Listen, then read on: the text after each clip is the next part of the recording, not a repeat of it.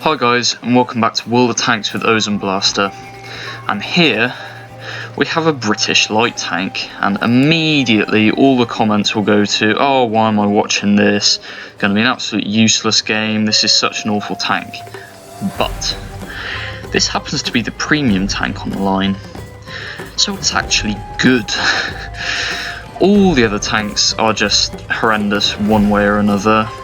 Starting off with the Setter, which is actually the Scorpion tank, which they renamed and dropped it down by its real life top speed of 80 km per hour. It now has a not respectable 58 km per hour, which is it's the worst at tier 7. You've then got the LH MTV, which does the same amount of damage as the Centurion 1, which is good if it didn't have double the reload time, which is not good. This thing, in comparison to the LH, is so much better.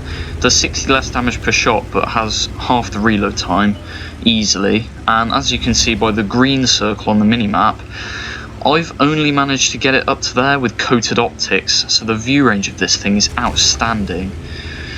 And the power to weight ratio is also outstanding, and that's why I've been able to get here almost immediately.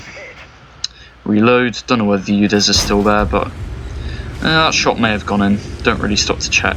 And at FV1066, see, I've got here so fast the enemy mediums don't even realise. And firing on the move, accuracy, aiming time, all very good on this tank as well. It is so much better than the tech tree equivalents, and I'm really glad that I bought this thing. But that does bring us to another issue. It is premium, you will have to buy it with your own money, and I'll let you guys decide whether that's worth it, but given the fact that all the other lights are absolutely terrible, I mean, the Manticore's okay with its concealment rating, but the ammunition capacity of 20 is just laughable. I'll let you guys decide whether this thing is worth buying. After you see this game, you might be interested. So, this Lurver, he's not actually aimed at me, he's more interested in the well, Link 6x6, and yeah, he's swinging the gun around, so let's pull back. British light tanks are the only British tanks to have oscillating turrets, which is another interesting trait. Not sure whether that's useful or not in particular, but it seems to improve the accuracy on the move, which is really nice. Again, another heavy tank not watching. Best thing that you can do in light tanks when they have good guns is take advantage of enemies which are tunnel visioning. The 53 TP staring squarely at the Lorraine 40T, doesn't see me popping out. The Super Pershing, as you're going to see in a second, pops out. I bounce off him so he knows I'm here and he's not aiming at me. He is now, but it's far too late and he's dead. And the UDES and the Lurver earlier, both aiming at the Link 6x6, very difficult target to hit when it's running around the middle of the field.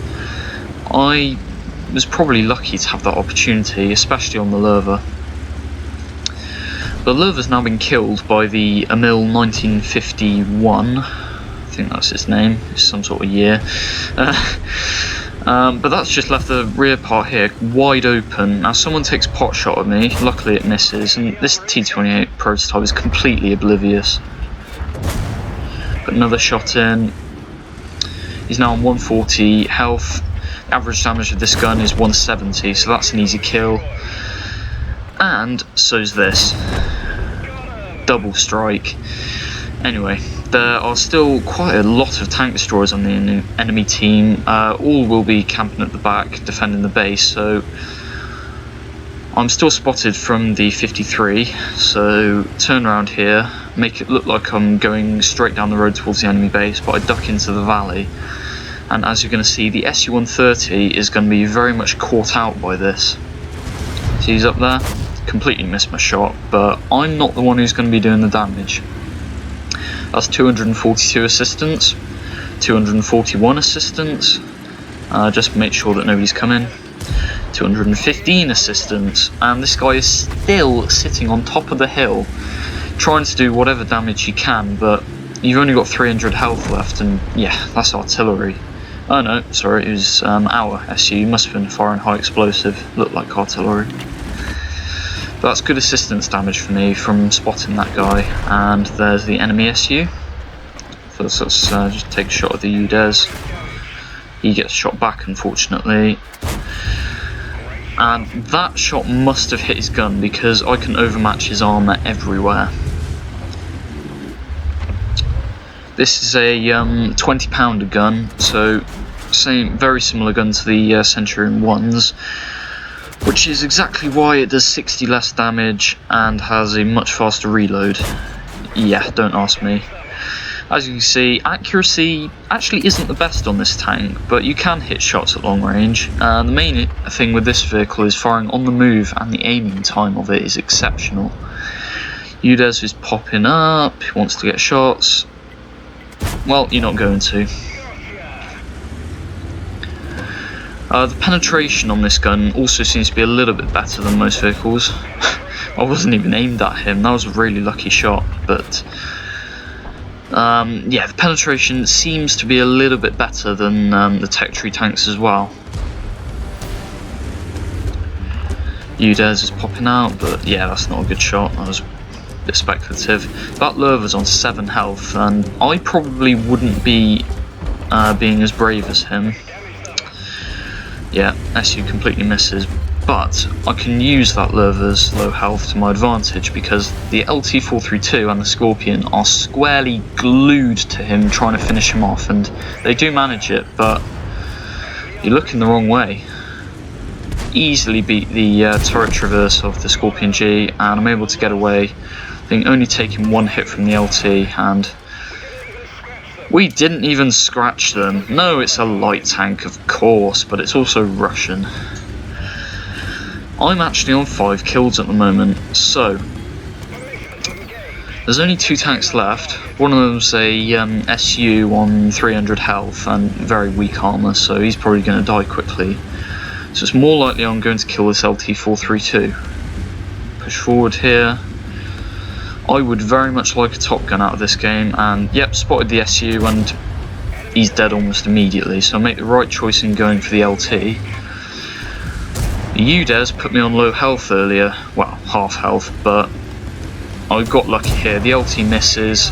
The LT misses because he's using auto aim at a traversing tank, so the gun doesn't quite catch up. Put another shot in, but that last shot tracked him, and I'm a 1-shot kill, so fully depress the gun, try and hit the hull, and that's him finished off. 6 rounds left in the tank. That's not many, well, 6 rounds of standard ammo, so you can see where the Manticore gets it from. Not all of the traits about this tank are good. Ammunition capacity, especially with that quick reload and low damage, you run out fairly quickly. And also, well, I mean, the armour is absolutely trash, and the gun elevation as well, because it's got an oscillating turret. Not something that a lot of people think about, but it can be important sometimes. Nevertheless, that was a pretty good game. I managed to get a Top Gun doing 3,363 damage and 1,758 assistance damage.